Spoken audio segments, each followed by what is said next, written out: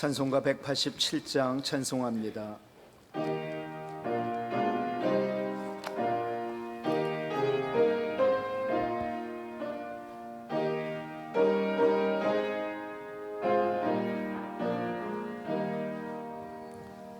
이들기같이 온유한 은혜의 성령 오셔서 거친 맘 어루만지사 위로와 평화 주소서. 빛을 비추사 주의 길 바로 걸으며 주님을 옆에 모시고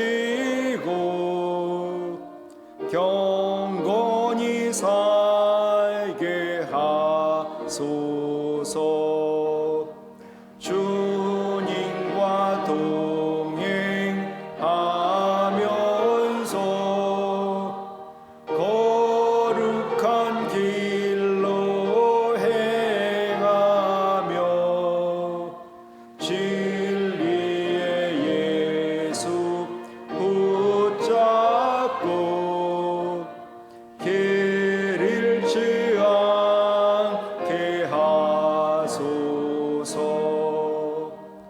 연약한 나를 도우사 하나님 나라 이루며 주님의 품에 안기는 영원한 안식 주소서. 아멘.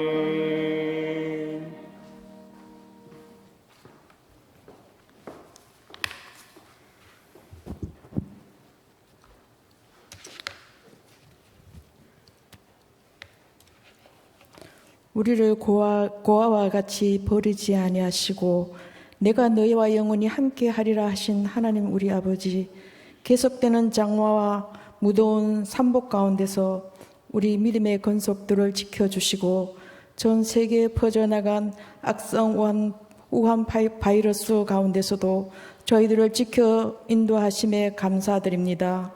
우리 하나님 아버지시여, 우리의 지난날의 허물과 죄를 용서하여 주시옵소서. 너희 죄가 주홍같이 붉을지라도 흰눈같이 양털같이 깨끗게 하시며 너희 죄를 기억하지 아니하신다 하신 하나님 아버지시여, 우리를 불쌍히 여기시옵소서. 더러운 죄를 주의 피로 깨끗게 씻어주시기를 원하나이다. 우리는 홍해를 건너서 구원받은 백성으로 살아가지만 여전히 우리는 광야에서 물을 찾아 헤맵니다. 마라의 쓴물을 먹을 수 없는 고통이 우리에게는 있습니다. 분노, 시기, 질투, 몸의 병, 사랑과의 관계로 깨어진 상처, 이 모든 것이 힘이 들고 고통스러워합니다.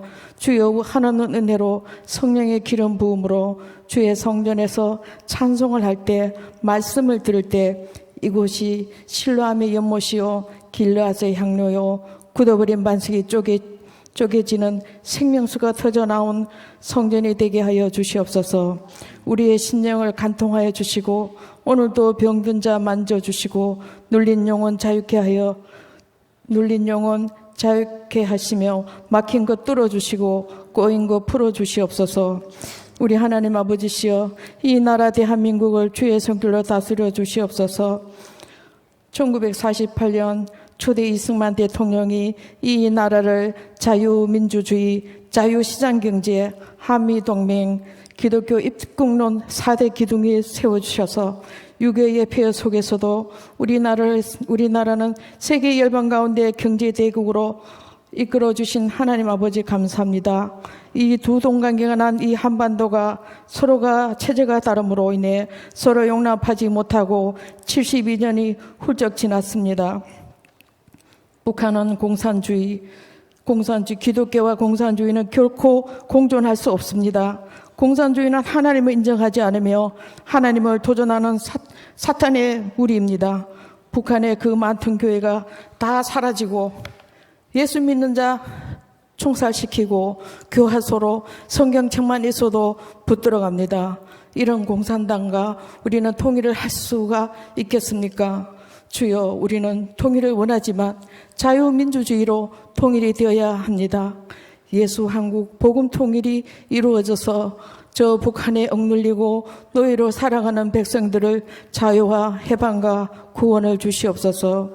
하나님 아버지여, 국회에서 발의되는 모든 악법들을 막아주시고 소수인권법이니 포괄적 차별금지법이니 정상적이지 못한 법안들 통과되지 못하도록 주여 막아주시옵소서. 이 땅에 주의 빛을 비춰주시옵소서.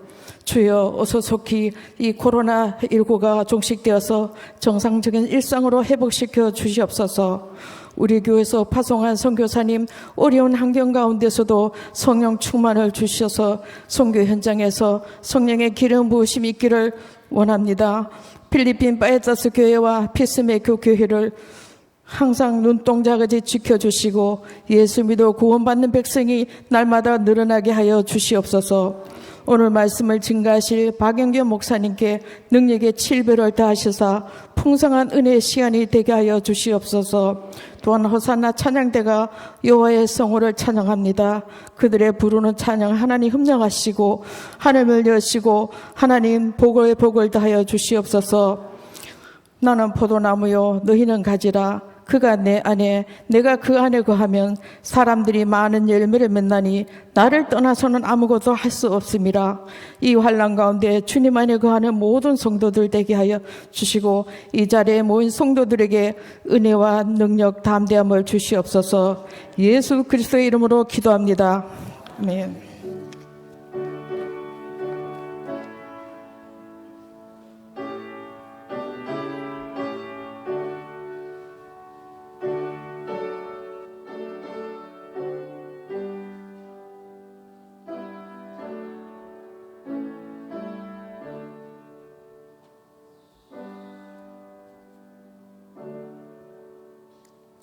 하나님의 말씀은 갈라디아서 5장 22, 23절 지난주와 똑같이 우리 잘 아는 말씀이죠. 외웠으면 합니다. 시작. 오직 성령의 열매는 사랑과 희락과 화평과 오래 참음과 자비와 양성과 충성과 온유와 절제니 이 같은 것을 금지할 법이 없느니라. 아멘.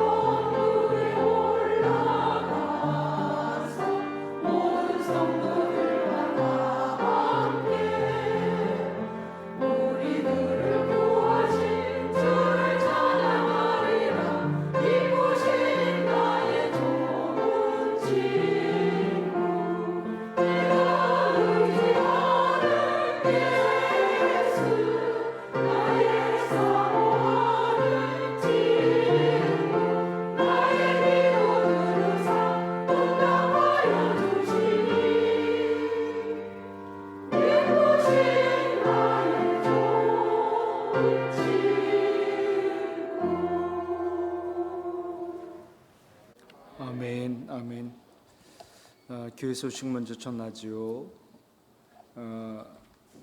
8월 마지막 다섯째 주까지 주일 점심이었고, 그래서 오후 예배를 개인 예배로 드리니까 주님과 가까이 하는 시간들을 갖기를 원하고, 금요 기도회를 저희가 또 쉬고 있어요. 개인 기도 부탁드립니다. 고등부 청년부 부장님들 2020년 하반기 장학생들 신청해 주시기 바랍니다. 8월 셋째 주까지입니다. 코로나 바이러스로 저희가 회계감사를 쉬었는데 1, 4분기 1월부터 3월까지 4월부터 6월까지 2, 4분기 회계감사가 8월 셋째, 넷째 주에 있습니다. 회계들 준비해 주시기 바랍니다. 주부를 거의 한 400매를 우편으로 보내다 보니까 그 비용이 만만치가 않고요.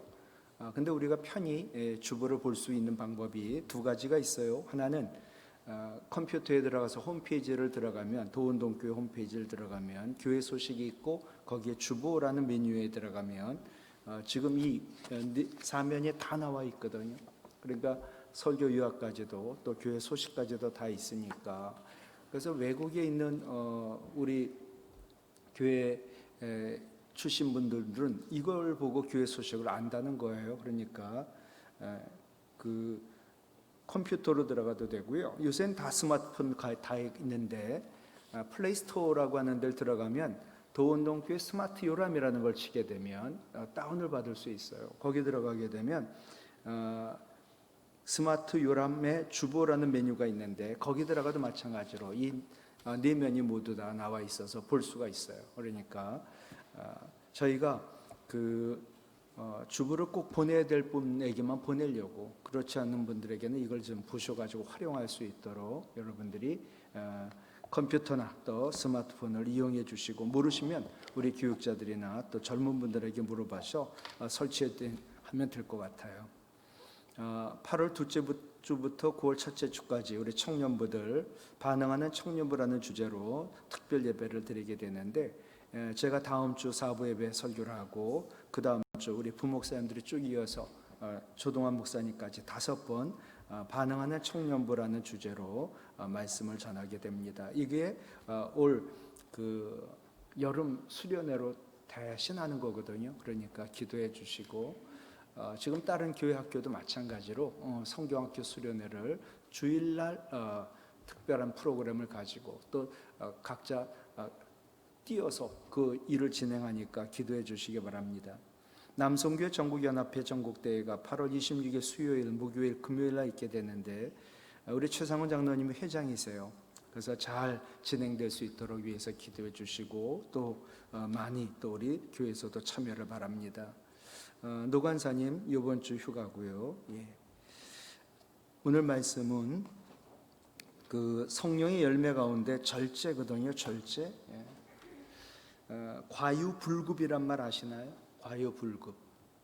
논어에 나오는 용어인데, 정도를 지나침은 미치지 못함과 같다. 넘치는 것은 부족함과 같다. 아니 어떨 땐 그거보다 못하다. 이런 뜻이에요. 세상의 모든 이치가 지나치면 문제가 돼요.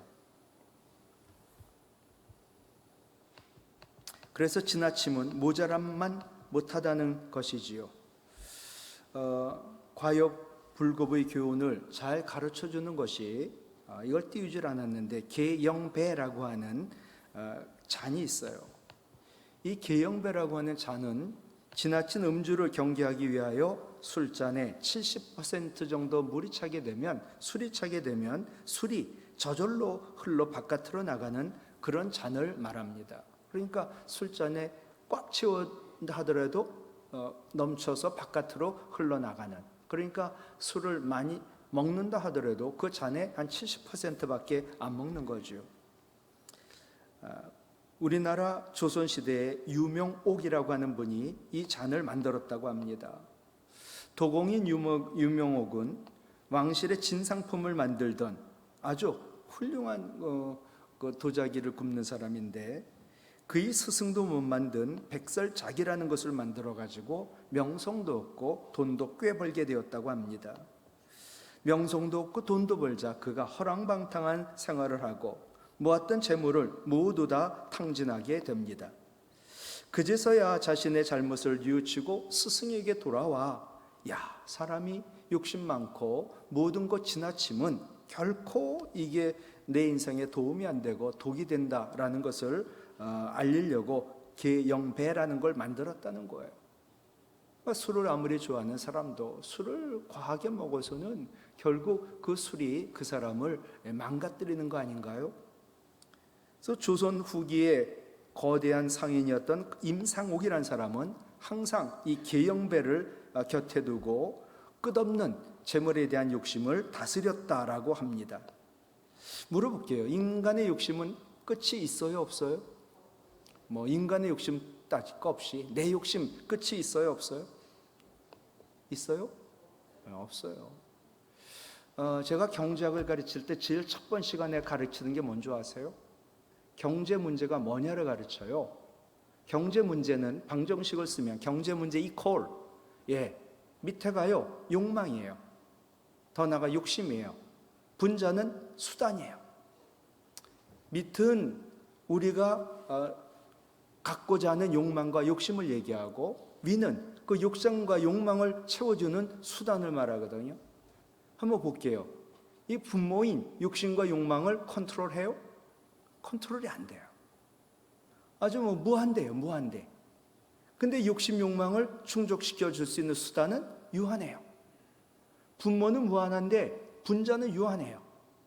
그러니 이 경제 문제는 당연히 있을 수밖에 없는데 희한하죠? 이 경제 문제라고 제가 얘기했던 경제 문제 이퀄 욕망분의 수단 그랬단 말이에요. 근데 이 경제 문제 대신에 거기다 행복을 넣었어요. 행복은 뭐냐? 욕망분의 수단이에요. 내 욕망이 예를 들어 고정되어 있어요, 지금. 그런데 수단이 자꾸만 늘어나요. 행복해요, 안 행복해요? 행복하다고요. 돈이 자꾸 늘어나고요. 내가 건강해갖고 사는 시간도 늘어나고요. 이거 다 행복하다고요. 근데 행복해지는 또 하나의 방법이 있죠. 수단은 그대로예요. 나의 욕심, 나의 욕망을 줄이게 되면 행복이란 방정식은 값이 커지거든요. 항상 사람의 욕망은 큰일 났어요. 지금 제가 설교를 하는데 어떡하지?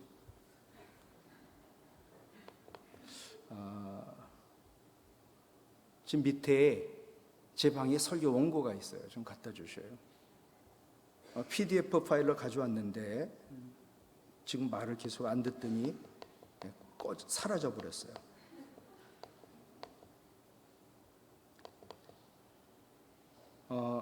됐습니다, 지금. 근데 이게 지금 움직이질 않아가지고, 제가 그 눈에 염증이 나가지고서는 항생제를 먹으니까 속이 안 좋더라고요. 그래서 안 먹었더니 눈이 낫질 않는 거예요. 그래서 먹었죠. 그러고서는 월요일, 화요일 뭘 잘못 먹었는지 어제 밤, 오늘 새벽까지 한 5번에 화장실을 갔다 오고 병원을 갔다 오고 그래서 지금 죽 먹고 했는데 하여튼 배탈 나지 마시고 잘 건강 유지하시기 바랍니다. 찾았어요. 인간의 욕심은 끝이 없어요. 그래서 절제하고 항상 마음을 다스려야 되는데 그게 참으로 어렵습니다. 내 주변에 일어나는 많은 일도 이렇게 우리가 절제하지 못하여 일어나는 일들이 얼마나 많은지 몰라요. 아까 과유불급, 그다음 계영배라고 하는 잠, 이것의 원리는 한마디로 절제라는 이야기입니다. 절제의 사전적 의미는 정도를 넘치지 않도록 알맞게 조절하거나 제어함이라는 뜻입니다. 나 자신을 조절하고 컨트롤할 수 있는 힘이 바로 절제입니다. 근데 이 절제를 우리가 누구나 할 수 있느냐? 결코 못합니다. 성공적인 인생을 살려면 반드시 절제의 능력이 필요하고 신앙생활에서도 승리하기 위해서는 역시 절제가 필요합니다. 근데 절제는 내가 할 수 있는 속성이나 우리가 컨트롤할 수 있는 힘이 아닙니다. 그래서 오늘 본문은 성령의 열매라고 말씀하고 있습니다. 오늘 말씀 성령의 9가지 열매 가운데 9번째죠. 첫째가 뭐였죠? 사랑, 희락, 화평, 오래 참음, 자비, 양선, 충성, 온유, 절제. 그죠? 마지막이에요. 이 절제는 욕심과 분노로 질주하고 있는 현대인들, 우리를 막아주는 성령의 역할, 브레이크라고 말을 합니다. 여러분들 성령 충만함으로 잘 절제하여 인생도 또 신앙도 승리하시기를 바랍니다. 오늘 말씀 첫 번째는요, 성령 충만하여 마음을 절제해야 우리가 정말 인생도 신앙도 승리하게 됩니다. 잠언 4장 23절 외워야 될 말씀이죠. 시작. 뭐든 지킬 만한 것 중에 더욱 내 마음을 지키라. 생명의 근원이 이에서 남이니라. 아멘. 예. 이 잠언 4장 23절이에요.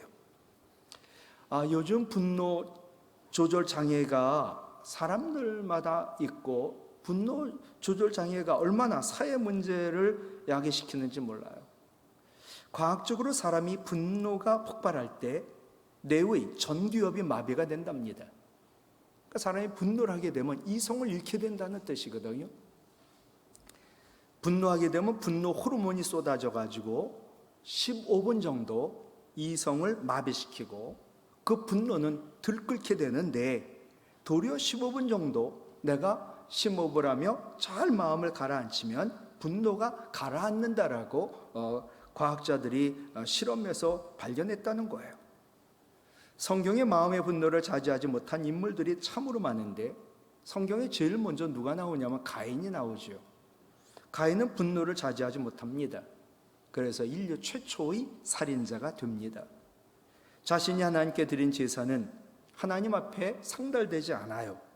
근데 동생 아벨이 드린 제사는 하나님이 기쁘게 받으시는 거예요. 이걸 보고 시기심으로 인하여 분노가 폭발하여 자기 동생을 돌로 쳐 죽입니다. 또 우리가 보면 그 사울도 그래요. 사울도 시기심으로 인하여 분노를 절제하지 못함으로 그도, 그 인생도 그의 가정도 완전히 무너졌지요. 블레셋 침입으로 사울이 왕이었을 때 나라가 위기에 처합니다. 아무도 나가지 않아요. 이럴 때 어린 소년 다윗이 나아가 골리앗을 물리칩니다.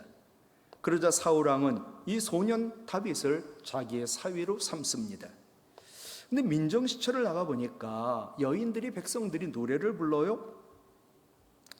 사울이 이긴 자는 천천인데 다윗이 이긴 자는 만만이다. 예. 아마 부모하고 아버지하고 아들 관계라고 하면은 이게 시기하고 분노할 상황이 아닐 것 같아요. 근데 이게 어떻게 장인어른과 사위의 관계라 그런지 사울이 시기심이 발동하고 눈이 뒤집히고 분노를 일으켜요. 다윗을 죽이려고, 아니 자기 사위 어린 그 소년 하나 죽이려고 열심히 그 국력을 거기다 쏟는단 말이죠. 근데 다윗을 죽여버리면 뭐 그 힘을 이제 국정에다 쓸 텐데 못 잡아요. 결국 실패하고 다윗도 죽음을 피해서 도망을 다니는 도망자 신세가 답니다. 시간이 흐를수록 사울은 왕이었지만 점점 인격 파탄자가 되고 결국 그는 전사하여 다윗에게 왕위를 물려주게 됩니다. 그의 자녀들까지도 모두 다 잘 될 수가 없었죠. 이렇게 마음을 지키고 절제하는 것, 절제하지 못하는 것은 왕위를 지키지 못하는 거예요. 그러나 마음을 지키고 절제하는 것은 왕위를 지키는 것인데, 왕위를 지키는 것보다 마음을 지키고 절제하는 것이 더 어렵고 또 더 중요하다라는 사실이지요. 절제에 관련된 마시멜로를 가지고 실험한 이야기가 있습니다. 스탠포드의 미셸 박사가 1966년이에요. 그럼 오래된 실험인데, 오래된 실험이야지 이제 얘기가 되는 이유가, 이 스탠포드 대학의 미셸 박사가 4살 아이, 그러니까 66년에 4살 아이에 대해요. 그러니까 한 62년 정도 태어난 아이들일 거예요. 4살 된 아이들 653명을 대상으로 실험을 합니다. 선생님이 아이들에게 사탕 하나를 주면서 선생님이 나갔다가 다시 들어올 때까지 참고 기다리면 한 개를 더 주겠다라는 실험을 했어요. 첫 번째 그룹은 참지 못해 먹은 아이들이에요. 한 그룹. 두 번째 그룹은 그 아이들이 선생님 다시 올 때까지 참았어요. 기다렸어요. 그래서 그 아이들은 하나도 상을 받아가지고 2개의 그 사탕을 먹은 아이들이에요. 15년이 지났습니다. 이제 이 아이들이 이제 대학을 들어갈 나이에 아이들을 조사해 보니까 끝까지 참았던 아이들의 학업 성취도가 훨씬 더 높고 그 아이들이 훨씬 더 성적이 좋은 대학에 들어갔다는 거지요. 그들을 계속해서 조사를 했습니다.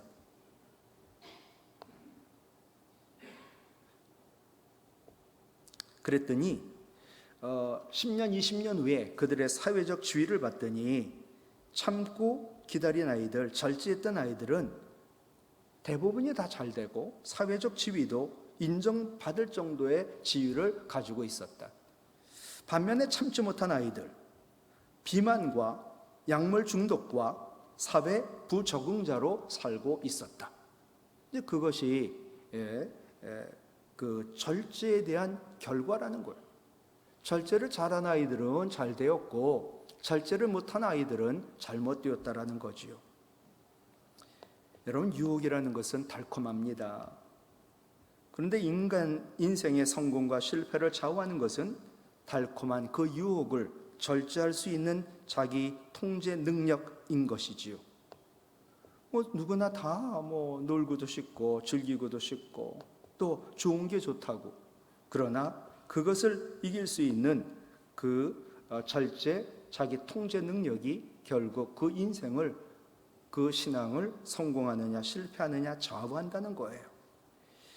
욕망이 지나치지 않도록 자기를 절제하고 행동이 지나치지 않도록 자기를 절제하는 것을 우리는 마음의 절제라고 말을 하는데, 이 마음의 절제가 중요합니다. 어떤 분이 그랬어요. 삶을 장독에 비유하게 되면 사랑은 장독의 뚜껑과 같다. 장을 담그는 내 장독인데 장독에 뚜껑이 없어요. 어떻게 그 장독에다가 여러분 고추장이든 된장이든 혹은 무엇인가를 거기다 보관하시겠어요? 안 하시겠어요? 안 해요. 그죠? 그러니까 사랑이란 뚜껑이 있어야 무엇인가를 담을 수 있고 보관할 수 있다는 거예요. 그런데 그럼 뚜껑이 사랑이라고 한다면 밑은 뭐냐? 절제라는 거예요. 참 표현을 잘한 것 같아요. 우리 성령의 열매 9가지 얘기할 때 사랑, 희락, 화평, 오래 참음, 자비, 양선, 충성, 온유, 절제. 제일 위가 사랑, 제일 나중이 절제. 그러니까 우리의 삶을 얘기한다면 우리의 삶을 뭘 담고 있어요. 근데 뚜껑은 사랑이요, 바닥은 밑바닥은 절제다. 사랑이 없으면 아무것도 보관할 수 없고요. 근데 절제는 독의 밑둥과 같아요. 밑 빠진 독, 아무것도 담을 수 없어요. 그죠? 절제하지 못하면 아무것도 담을 수 없어요. 내가 쌓아놓은 명성까지도 분노함으로 다 잃어버리는 경우도 있고, 내가 절제하지 못함으로 유혹에 넘어가서 내 인생을 완전히 망치는 경우도 있고. 잠언 16장 32절 같이요. 노하기를 더디하는 자는 용사보다 낫고 자기의 마음을 다스리는 자는 성을 빼앗는 자보다 나으니라. 아멘.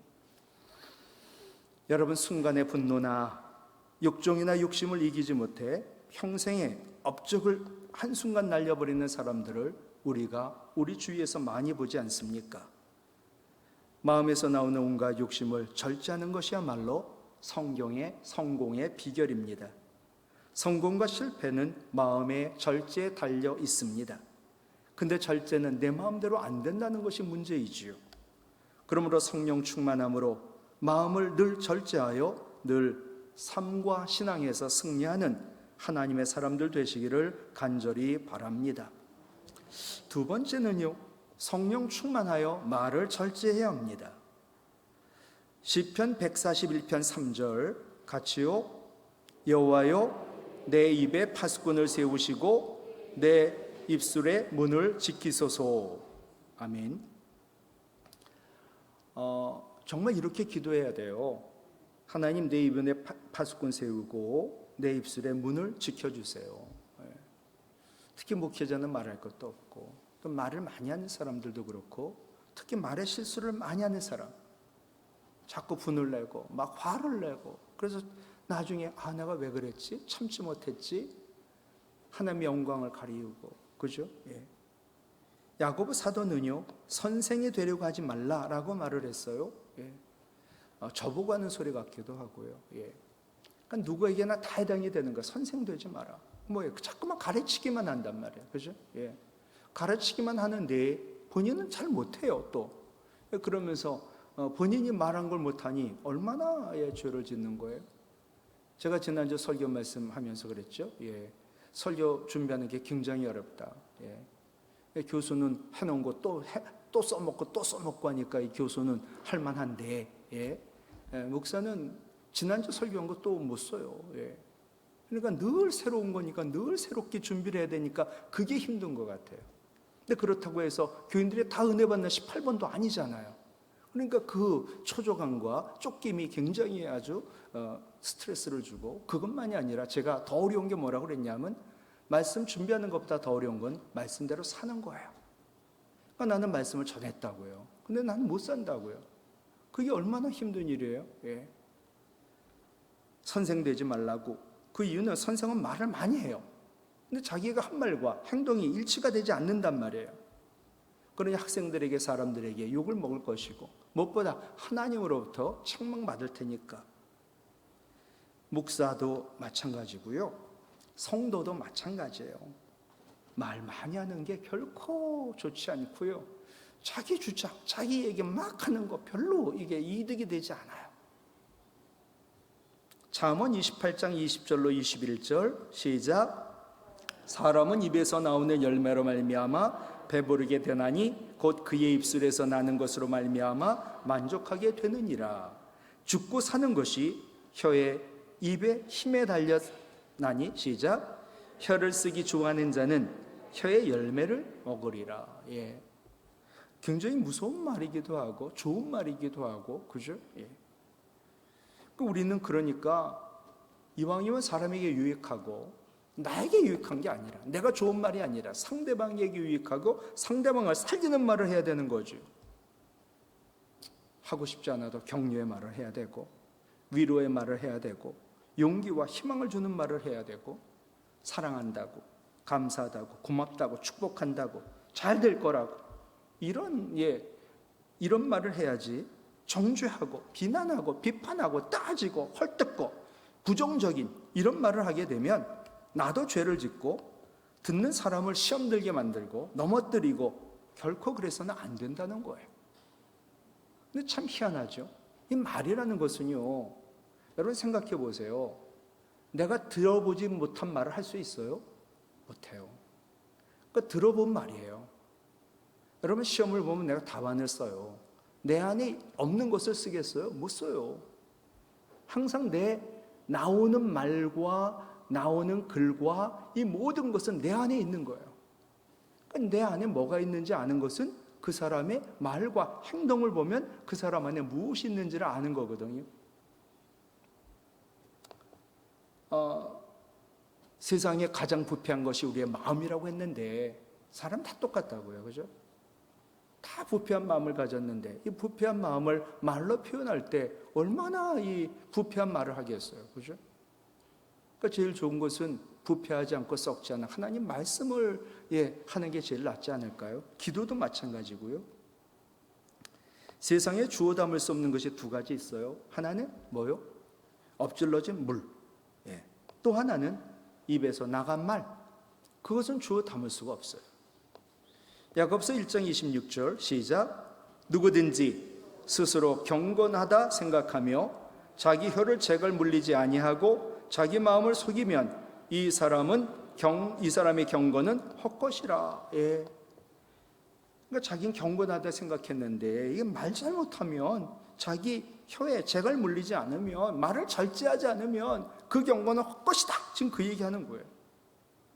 그러니까 말을 절제하지 않고서는 아무리 신앙생활 잘하는 것 같은 경건의 모습이 있어도 경건하지 못하다는 거거든요. 말을 절제하지 않고는 경건해질 방법이 없어요. 말은 좋은 영향력도 미치고 나쁜 영향력도 미치거든요. 제일 좋은 거는 좋은 영향력 미치는 말은 하되, 나쁜 영향력 미치는 말은 안 하는 게 좋은데 그걸 우리가 잘 컨트롤을 못한단 말이죠. 왜? 항상 감정적이기 때문에. 야고보서 3장 5절로 8절 같이 읽을까요?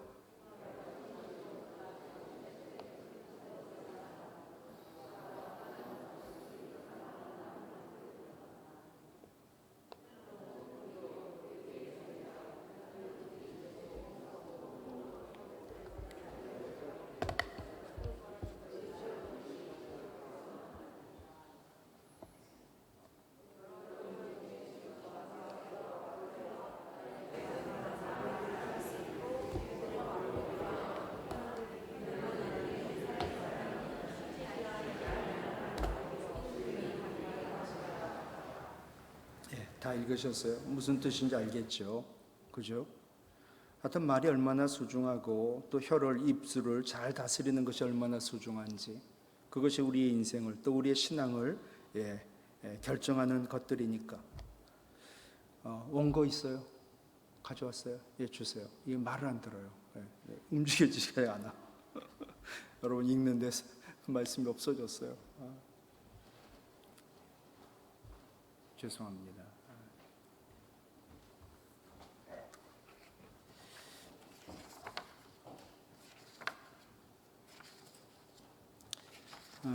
세상에서 가장 길들이기 어려운 것이 혀지요. 그러므로 우리는 성령의 도움을 받아야 되고 그래야지 성령의 능력으로 우리는 말을 절제할 수 있어요. 예수님 제자 가운데 사도 요한이 우리의 아들이란 별명이 있었죠. 이 뜻은 뭐냐면 굉장히 정말 번갯불에 콩 구워 먹을 정도로 성격이 급한 사람이에요. 하지만 그가 나이가 들어 사랑의 사도라는 별명을 갖게 되었거든요. 그 이유는 하나예요. 그가 성령의 충만함을 받았기 때문에. 불같은 사람이 사랑의 사도로 변할 수 있어요. 그게 누구에 의하여? 성령에 의하여 말이죠. 잠언 10장 19절 같이 읽을까요? 말이 많으면 허물을 면하기 어려우나 그 입술을 제어하는 자는 지혜가 있느니라. 아멘. 말에 재주가 없으면 실수할 수 있으므로 차라리 침묵하는 게 훨씬 낫다는 거거든요. 누가 그러더라고요. 기도 많이 하는 사람일수록 남에게 상처를 많이 줄 수 있다고 말이죠. 하여튼 어느 분이 그렇게 얘기했으니까 여러분 내가 그렇다면 항상 나도 조심하는 게 낫지요. 말을 할 때 이거 꼭 할 말인가? 이게 지금 할 말인가? 이게 이분에게 꼭 유익한 말인가? 상처가 안 될까? 이걸 꼭 생각하면서 심사숙고하게 말을 해야 되고 또 그것을 깨닫고 말하도록 성령이 도우셔야 된다는 거예요. 동서고금에 말이 많아서 좋다라는 격언은 하나도 없어요. 말 많아서 좋아 이런 격언이 하나도 없어요. 도리어 침묵이 나아요. 가만히 침묵 지키는 게 낫지 말 많아서 좋은 일이 없다는 거예요. 사도 야고보 목사님이죠. 말이 많으면 경건할 수 없다라고까지 얘기했잖아요. 그런데 혀는 길들이기가 어렵거든요. 혀를 길들일 수 있는 유일한 방법은 오직 성령님의 도우심밖에 없어요. 내가 말을 절제하고 내 혀를 길들이고 그리고 내 입술을 주장하는 것은 성령밖에 없다. 늘 성령의 충만함, 성령의 도우심을 받아 말을 잘 절제하는 온전한 신앙인 되시기를 바랍니다. 세 번째는요, 성령 충만하여 재물을 절제해야 한다. 디모데전서 6장 10절 외웠으면 하는데 시작. 돈을 사랑함이 일만하게 뿌리가 되나니 이것을 탐내는 자들은 미혹을 받아 믿음을에서 떠나 많은 근심으로써 자기를 찔렀도다. 아까 그 계영배라는 그 잔을 옆에 두고 조선 후기에 거대한 상인이 되었던 임상옥, 그가 아까 그 얘기를 하면서 그 얘기를 하는 거예요. 나를 낳은 사람은 부모이지만 내가 이렇게 거대한 상인이 되도록 이룬 것은 바로 이 잔이다. 이 잔이 뭐예요? 절제하도록 만든 잔이었다는 거. 한마디로 하면 절제라는 거거든요. 나를 낳으신 분은 부모이지만 내가 이렇게 거대한 상인이 된 것은 절제다라는 거죠. 하여튼 지나치면 모든 걸 다 잃어버립니다. 그러니까 지나치지 않도록 탐심, 이게 우상숭배라고 얘기했는데 탐심을 물리치고 절제하는 훈련을 늘 할 수 있기를 바랍니다. 막스 베버라고 아시지요? 이분은 근대 자본주의는 금욕, 절제, 사명감, 소명의식을 가진 프로테스탄트, 개신교에 의하여, 개신교 교인들에 의하여 근대 자본주의가 만들어졌다. 그러니까 지금 자본주의가 태동한 것은 이 프로테스탄트들에 의해서 만들어졌다는 거거든요. 계속해서 얘기하죠. 너를 위하여 욕심 부리지 마라. 그리고 절제를 해라. 그리고 우리가 하나님 맡기신 그 재물을 가지고 하나님 나라 위하여, 나라와 민족, 이웃을 위하여 사용해야 된다. 이런 사명과 소명의식을 가졌거든요. 그러다 보니까 그리스도인들이 금욕을 하고 절제를 하고 검소한 삶을 살면서 계속 돈을 모으게 됐어요. 이게 축적된 자본이 되었고 이것을 산업에 투자하여 자본주의가 형성이 되었다는 거예요. 그리고 지금 현대 문명이 탄생하게 되었다. 그러니까 그 근본은 뭐냐? 개신교 교인들에 의해서 이 지금 현대 자본주의가 이루어졌다는 거거든요. 그런데 문제는 지금의 자본주의를 천민자본주의라고까지 말을 해요. 아주 굉장히 비천한 자본주의가 되어버린 거죠. 절제가 없지요. 자기 이익에만 눈이 멀었지요. 세상과 이웃은 보지 않고 돌보지 않지요. 그러니까 원래 개신교도들에 의해서 만들어진 이 근대 자본주의가 이제는 자본주의의 성격과 성질을 잊어버렸다는 거예요. 얼마나 비정한 자본주의인지.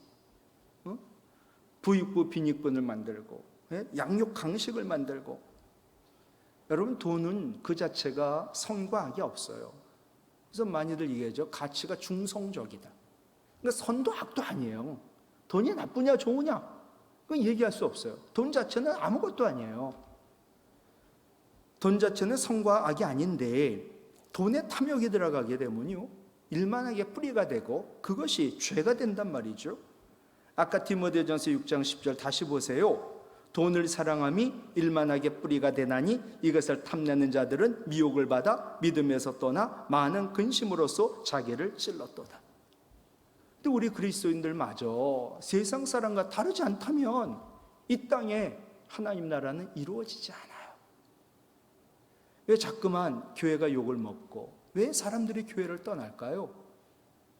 아까 인사를 우리 안 했지만 내가 교회예요. 내가 진짜 말씀으로 오늘 말씀처럼 성령 충만함으로 내가 성령 충만한 이유는 내가 마음을 절제하려고, 내가 성령 충만한 이유는 말을 절제하려고, 내가 성령 충만한 이유는 재물을 절제하려고.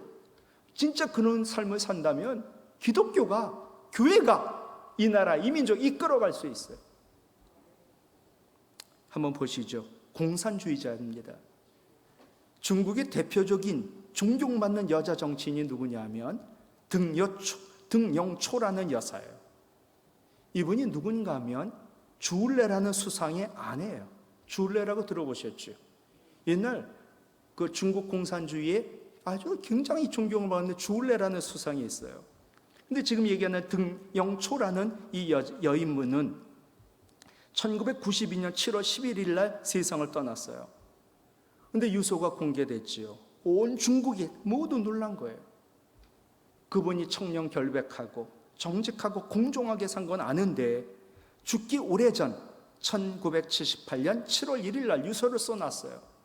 그리고 죽자마자 그 유서가 공개가 되고 그 유서대로 모든 것이 진행이 됐어요. 내가 죽은 후 장례식이나 고별식이나 추도식 하지 마라. 내 시신은 의과대학 해부용으로 기증한다. 남은 시신은 화장해서 뿌려버려라. 내가 사는 집 죽은 후에 나라 거다. 내가 살던 집 기념관 만들지 마라. 내 가족 친척 누구에게도 아무 특혜도 주지 말라. 하나님을 안 믿는 사람도 이런 삶을 산 거예요. 우리는 실은 이 사람보다도 더 도덕적으로 뛰어나야 되는 거죠. 그러면 우리는 공산주의를 이길 수 있어요. 여러분 그거 하셔야 돼요. 공산주의자가인데 이런 사람이 있단 말이에요. 하나님을 안 믿는데도. 그럼 하나님을 믿으면 어떻게 해야 돼요? 더 이렇게 해야죠. 그래야지 공산주의를 이기죠. 그렇지 않겠어요? 주울레는 어떤 줄 아세요? 그의 유언이에요. 내 시체는 화장하여 뿌려버려라. 한 줌의 죄가 되어 나는 이 땅을 비옥하게 만드는데 내가 사용되기를 원한다. 죽어서도 중국과 인민을 위해서 자기는 사용되길 원한다는 거예요. 그러니까 내가 이걸 보고 나는 진짜 이 사람보다 더 나은 하나님의 사람이냐 생각을 했어요. 진짜 주울레가 죽은 후 화장하여 비행기에서 그의 가루를 땅에 뿌렸지요. 이 두 부부가 감동을 주었어요. 중국인들은 주울레와 등영초 부부를 살아 정치할 때 굉장히 존경했는데 죽고 나서 더 존경하고 있었다라는 사실이에요. 적어도 우리는 이 공산주의자, 하나님을 모르는 사람들보다 더 재물에 대하여 절제하고 하나님 나라 위하여 써야 되는 거 아닌가? 그래야지만 사람들이 나를 보고 교회를 보고 실망하지 않을 게 아닌가? 탈무드의 얘기예요. 사치를 좋아하는 왕이 있었어요. 왕은 날마다 화려한 옷을 입고 금관, 금목걸이, 금팔찌를 쓰고 끼고 걸고 거울 보고 그게 취미예요, 이분이. 그리고선 자기 도치금에 빠져 늘 즐거워하는 게 하루 일과였는데 이 왕의 사치 때문에 국민들은 세금을 많이 내야 됐고 허리가 휠 정도로 세금을 많이 냈어요. 그러다 보니 서민들이, 이 백성들이 굶어 죽는 경우도 있어요. 이때 지혜로운 신하가 왕이 날마다 보는 거울이 여기 붙어 있으면 이 거울을 뜯어냈어요. 뜯어내고 이 벽에다가 창문을 만들었어요. 그래가지고 그 궁은 이렇게 바깥이 다 보이는지 창문을 달아고 국민들을 볼 수 있도록, 그러니까 궁 밖에 있는 백성들이 헐벗고 굶주린 모습을 왕이 볼 수 있도록 그렇게 만들었죠. 다음날 잠에서 깨어난 왕, 화려한 옷을 입고 금관을 쓰고 또 목걸이, 팔찌 끼고 거울 앞에 섰어요. 근데 거울을 보는데 이게 거울과 똑같은 모습인데 보니까 이게 창으로 됐어요. 뭐가 보여요? 내가 보이는 게 아니라 창 밖에 있는 가난하고 초라한 백성들이 보이는 거예요. 굶주려서 애를 젖먹여야 되는 엄마가 보이고 추위에 떨고 있는 아이가 보이고 무거운 짐을 지고 허리를 굽어졌는데 힘겹게 걷는 노인이 보이고 이런 참담한 모습을 본 왕, 자신이 잘못했음을 깨닫습니다. 그리고 자기의 화려한 옷을 벗어버리고 서민의 옷으로 갈아입고 거둔 세금으로 자기를 위하여 쓰는 게 아니라 백성들을 위하여 아낌없이 씁니다. 정치를 너무나 잘했지요. 그리고 그는 자기를 위해서는 재물을 모으지 않았다라는 이야기입니다. 잠언 30장 15절, 같이요 거머리에게는 두 딸이 있어 다오다오 하느니라. 두 딸이 달라고 족한 줄 알지 못하며 족하다 하지 아니하는 것 서넛이 있다. 거머리에 비유해가지고 인간의 욕심을 경계하라는 말씀이거든요. 누가복음 12장 15절 예수님 말씀이에요. 시작. 그들에게 이르시되 삼가 모든 탐심을 물리치라. 사람의 생명이 그 소유에 넉넉한 데 있지 아니하니라. 어떻게 그거 인정하세요? 이 말씀? 사람의 생명이 그의 소유, 돈, 재물에 있지 않아요. 그건 뭐 너무나 당연한 거 아니겠어요? 말씀을 마쳐가는데 돈이라는 거 정말 삶에 필요하고요, 유익하고 없어서 안 돼요. 그러나 동시에 이 돈이라는 것은 우리로 하여금 신앙을 잃게도 만들고 또 우리의 주인 되어 우리를 종으로 만들고 천국 가는 길을 가로막는 장애물이 될 수도 있어요. 그래서 오직하면 예수님 뭐라 그랬어요? 부자가 천국에 들어가는 것이 나귀가 바늘귀에 들어가는 것보다 어렵다라고 얘기했거든요. 우리는 돈이면 좋아하고 부자 된 걸 좋아하지만 정말로 많은 절제가 필요한 것이 부자거든요. 지식의 부자, 재물의 부자.